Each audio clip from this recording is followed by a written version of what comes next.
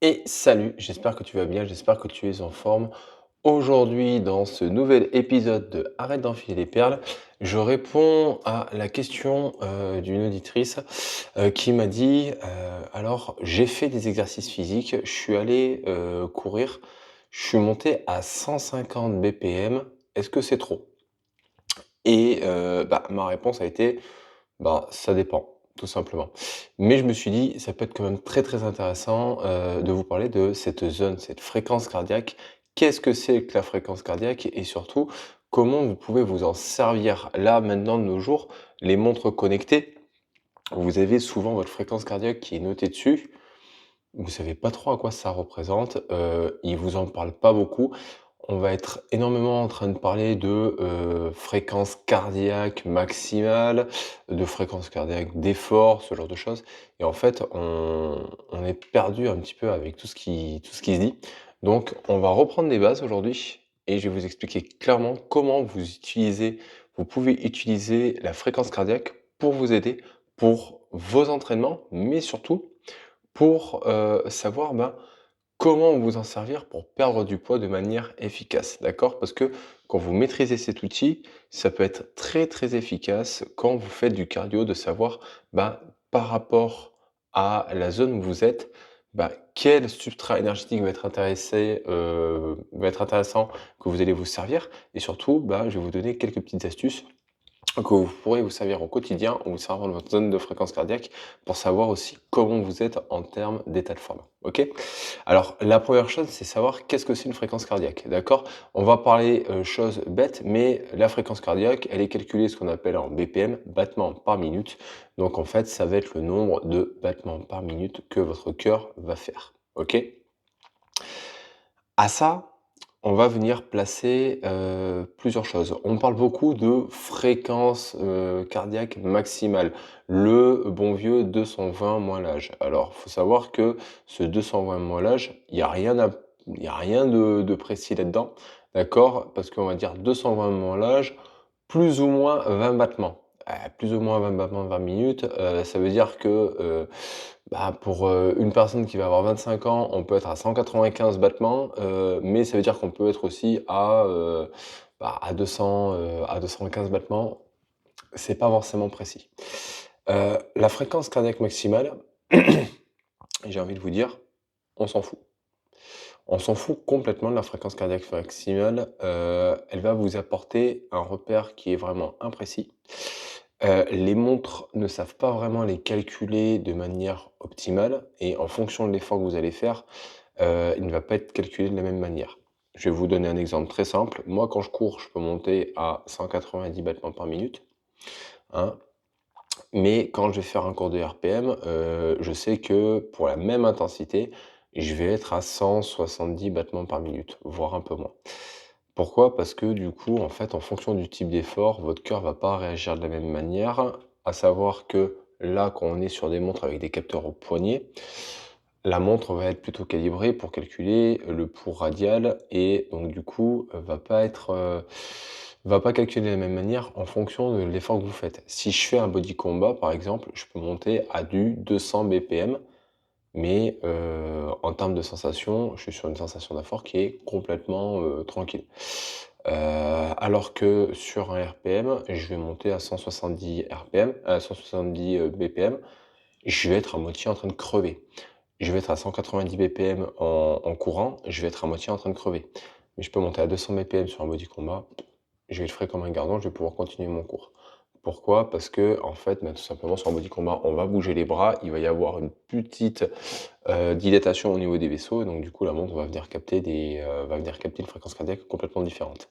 Donc quand vous regardez, vos fréquences cardiaques, comparez-les uniquement déjà à, à effort égal. Si vous comparez toujours sur de la course, ça sera bon. Si vous comparez par contre de la course et du vélo, vous ne serez pas bon. D'accord?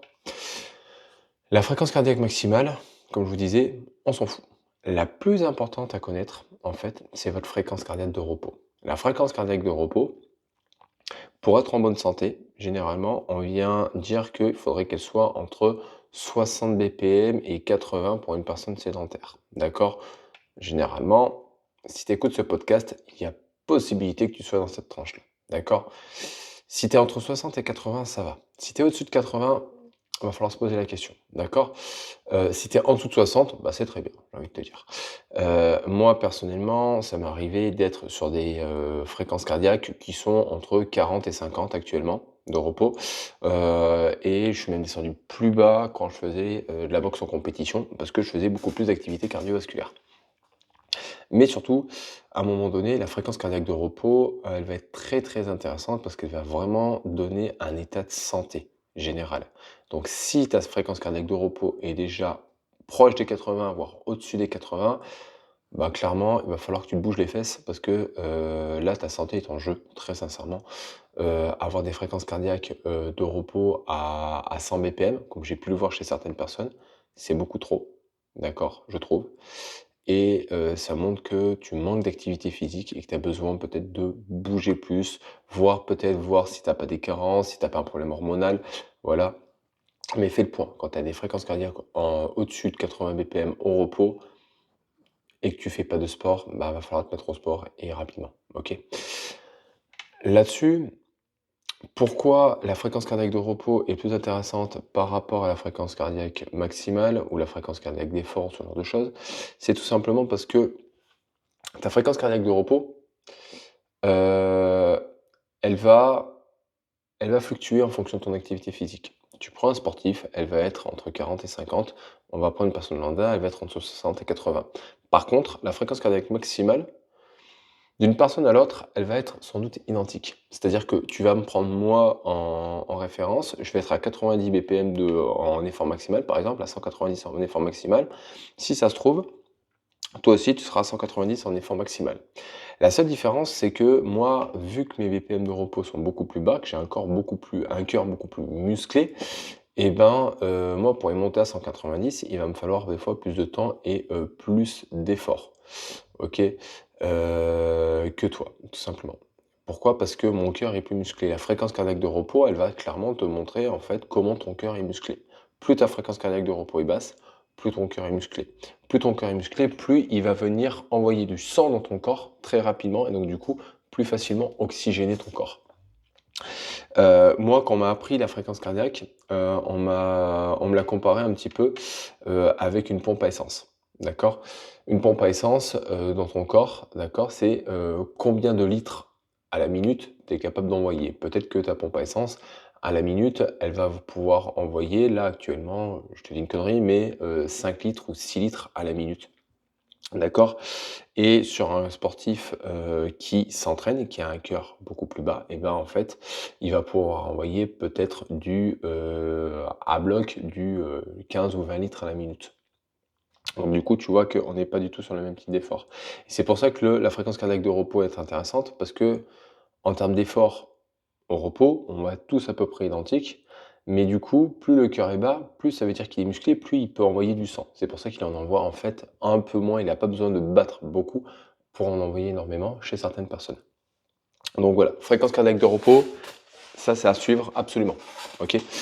Si tu dois suivre une donnée, c'est ça. Là aussi, ça va être intéressant, si ta fréquence cardiaque de repos commence à augmenter de manière, anormale, c'est que tu es typiquement peut-être en zone de stress très important ou alors en surentraînement et c'est là où va falloir faire attention et regarder des fois si tu ne te sens pas fatigué ou ce genre de choses, OK? Maintenant, on va, venir s'intéresser un tout petit peu à comment ça se passe en termes d'effort et comment tu peux t'en servir. Pour la faire simple, on va découper ces zones de fréquence cardiaque en 3 grandes zones. Zone 1, zone 2, zone 3, d'accord? La zone 0, on va y la placer, je la mets à part, c'est quand tu fous rien, d'accord? Quand tu es sédentaire, tu es en zone 0, hop, allez, celle-là, on la dégage, on s'en fout. Zone 1, ça va être des efforts, ce qu'on appelle faciles, d'accord? C'est des efforts faciles où tu vas être légèrement essoufflé avec une possibilité de parler quand même. OK, donc ça, cet effort-là, quand tu commences l'activité physique, tu vas la retrouver quand tu marches, très sincèrement. Tu vas pouvoir la retrouver aussi quand tu vas venir, faire peut-être des footings légers, quand tu vas faire des efforts en circuit training, ce genre de choses.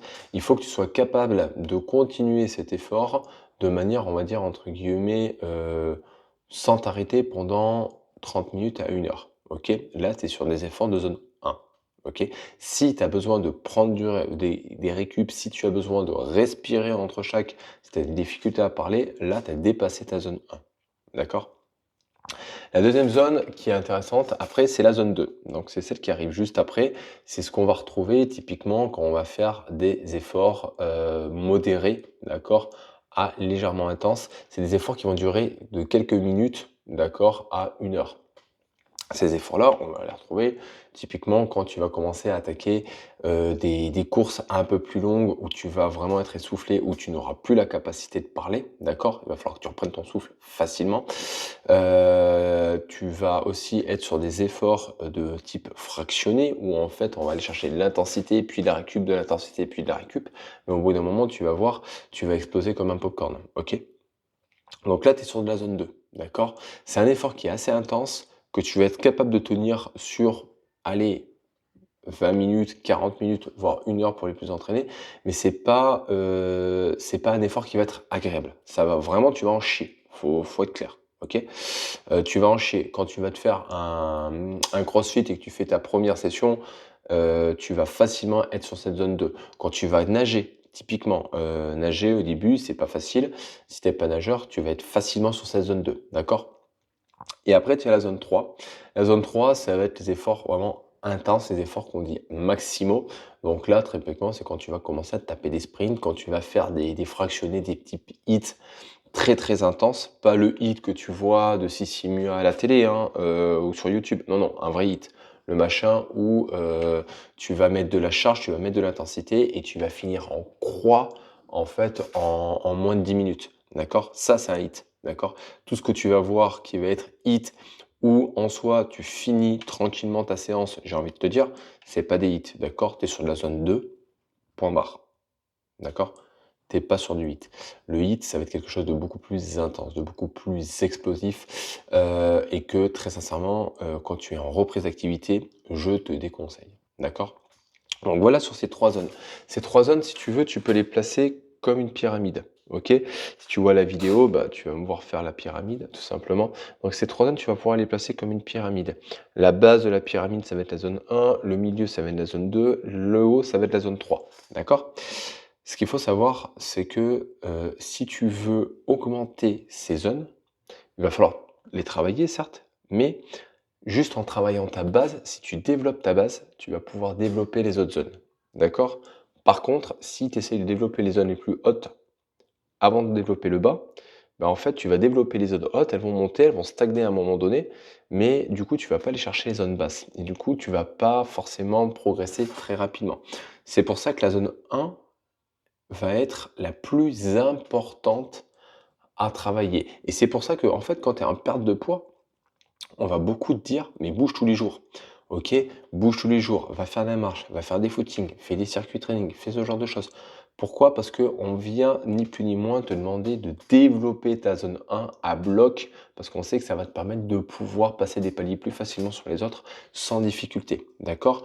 L'autre chose aussi, c'est que ça va te permettre de muscler ton cœur et donc du coup de faire descendre ta fréquence cardiaque de repos, booster ton métabolisme aussi si tu rajoutes du renforcement musculaire, c'est vraiment tout bénef. Donc la zone 1 va être super intéressante.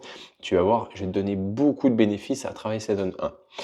Quand tu es en perte de poids, de toute façon, de manière logique, tu dois favoriser le travail des zones 1 et des zones 2, d'accord? C'est-à-dire faire des efforts modérés et faciles, ça suffit.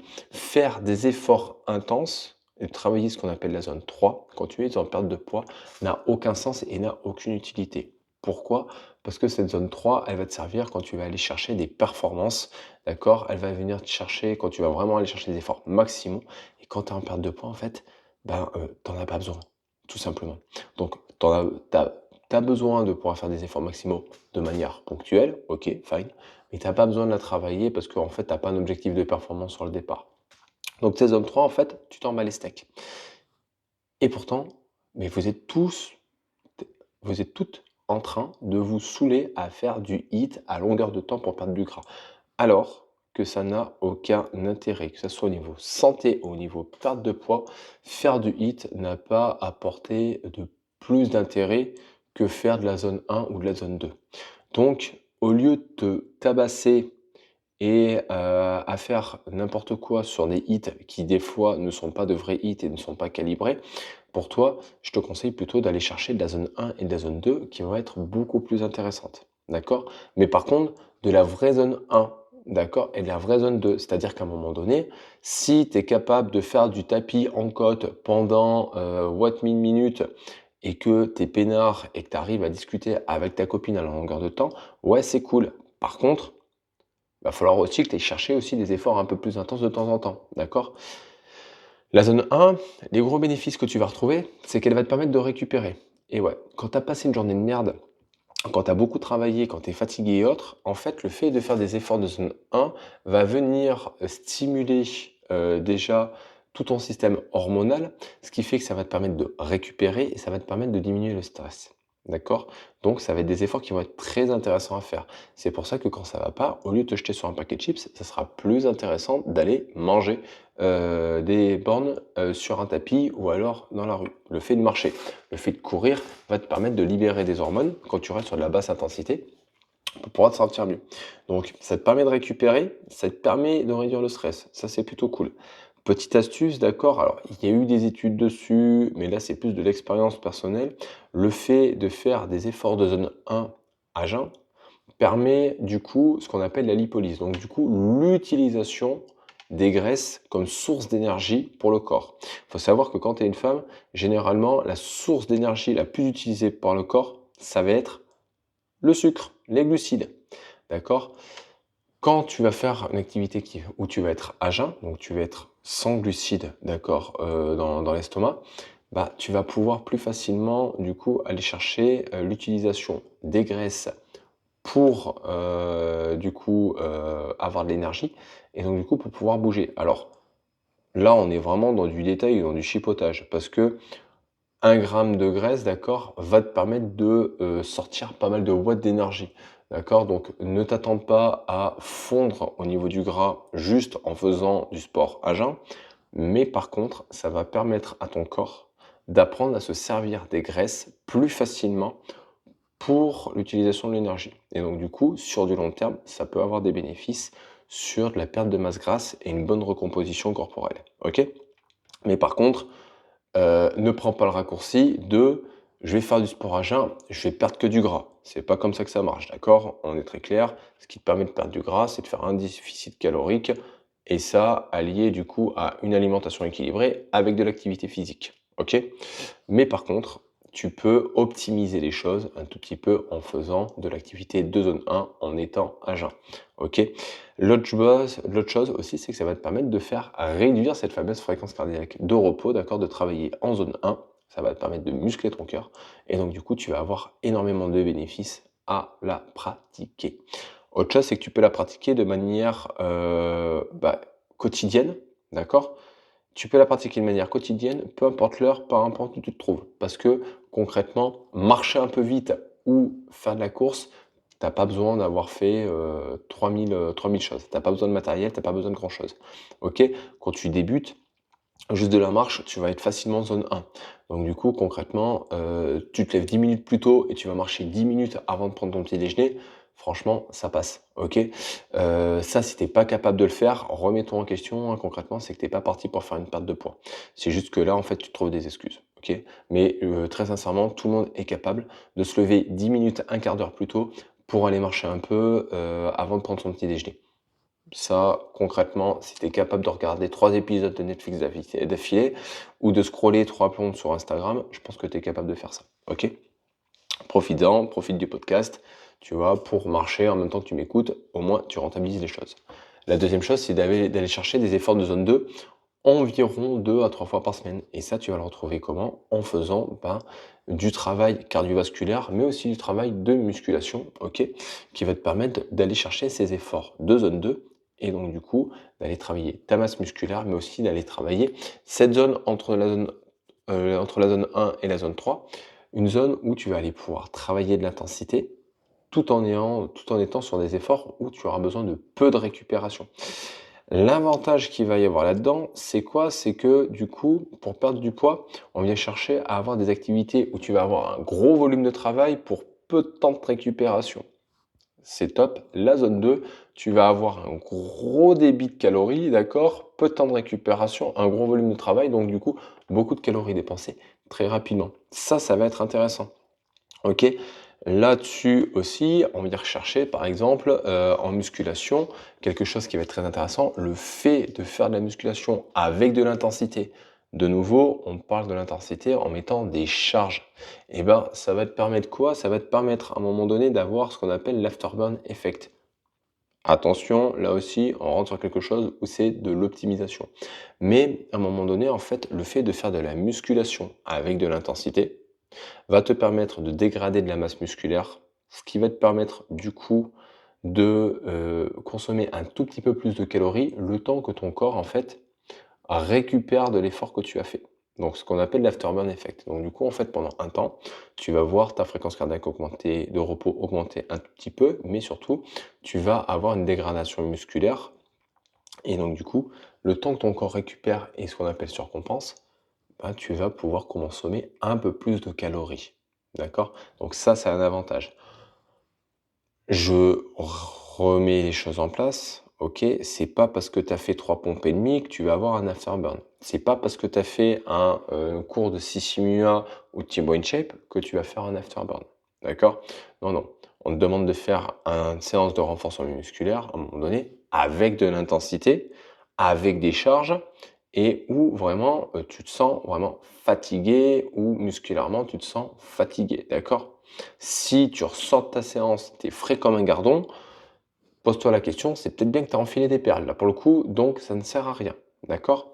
Moi, ce que je te conseille quand tu es sur une reprise, c'est de coupler l'exercice physique de musculation avec un exercice cardio faible intensité qui te permettra en fait tout simplement de chercher à récupérer de manière active, de brûler plus de calories, d'être en mouvement tout le long et ça sera pas mal. Par exemple, tu peux faire de la presse à cuisse et après chercher à marcher pendant 1 minute à 1 minute 30, ce qui va te permettre de toi continuer à consommer des calories, à bouger, mais surtout ça va te permettre par la suite de mettre vraiment des charges au fur et à mesure sur ta presse à cuisse, ce qui va te permettre du coup d'être au top et d'être plus forte. Plus tu vas mettre de charges, plus tu vas développer des boîtes, plus tu vas avoir un impact au niveau musculaire. Donc, si on vient chercher à résumer les choses, si tu cherches à perdre du poids et surtout à perdre du gras, moi ce que je te conseille, d'accord, les 3 prochains conseils que tu vas pouvoir mettre en place concrètement dès la semaine prochaine, de un, c'est de faire des activités basse intensité tous les jours, entre 20 et 30 minutes. Concrètement, ça passe. Si tu es complètement débutante, commence peut-être par 10 minutes, mais fais-en tous les jours. Il n'y a pas de négociation à ça à un moment donné. Si tu as envie de réussir, il va falloir que tu te bouges les fesses. Ok? Donc, effort de zone 1 tous les jours, non négociable. Ok? Tu veux optimiser un petit peu les choses, je te conseille de le faire matin, à jeun, avant ton petit déjeuner, d'accord? Voire même si tu as besoin d'avoir quelque chose dans l'estomac, je te conseille de prendre, pourquoi pas, des protéines. D'accord? Donc là, c'est des protéines en poudre dans un shaker, mais ça peut être aussi du jambon, ça peut être de la viande, ça peut être des œufs. D'accord? Mais évite les glucides, d'accord? Sois à jeun de glucides, ça va forcer ton corps à utiliser les lipides comme substrat énergétique. Ça peut être intéressant. D'accord? C'est de l'optimisation. Deuxième chose, viens rajouter des efforts de zone 2 ou de zone 2, 2 à 3 fois par semaine, d'accord? En faisant du renforcement musculaire et du cardio, d'accord? Du vrai renfort, il faut vraiment que ça soit dur. Donc tu es entre, allez, on va dire 8, 12, voire 15 répétitions maximales. Si tu es capable de faire 20 reps, 20 squats, 20 machins, t'es pas sur un effort de zone 2, tu es sur un effort de zone 1, c'est très bien, c'est très sympa, mais par contre, tu n'auras pas d'impact au niveau musculaire, t'enfiles des perles, d'accord? Donc à petite dose, c'est sympa. Par contre, si tu fais une séance de renfort et que tu marques ça comme une séance de renfort, il faut qu'à un moment donné, tu sois vraiment sur du renforcement musculaire, ok? Troisième chose à noter, c'est de pouvoir être régulière par rapport à ça, d'accord? Et de te détacher de ta fréquence cardiaque. Donc ta fréquence cardiaque pendant ton effort, elle va te donner une valeur, ok, très bien. Mais fie-toi plutôt à ta fréquence cardiaque de repos, ok, pour qu'elle soit le plus proche possible des 60, dans ton cas, toi. Ok? Si ta fréquence cardiaque de repos est le plus proche possible des 60, tu es sur une bonne santé. Ok? Plus c'est loin des 60, plus il va falloir te poser des questions, il va falloir te bouger les fesses. Donc voilà, j'espère que, cet épisode t'a plu, j'espère qu'il t'a apporté, des, réponses à certaines de tes questions. Évidemment, je t'invite à me poser, ben, les questions que tu peux avoir encore sur la fréquence cardiaque ou sur l'activité physique en commentaire. Je te répondrai avec un grand plaisir, d'accord? On pense bien évidemment à liker, à partager, cet épisode pour qu'un maximum de femmes puissent voir du coup comment on peut réussir à perdre du poids et ça sans régime, sans frustration et sans passer des heures à la salle de sport. Dans tous les cas, je te souhaite une très, très belle journée. Profite bien de ta semaine et rappelle-toi d'une chose, arrête d'enfiler des perles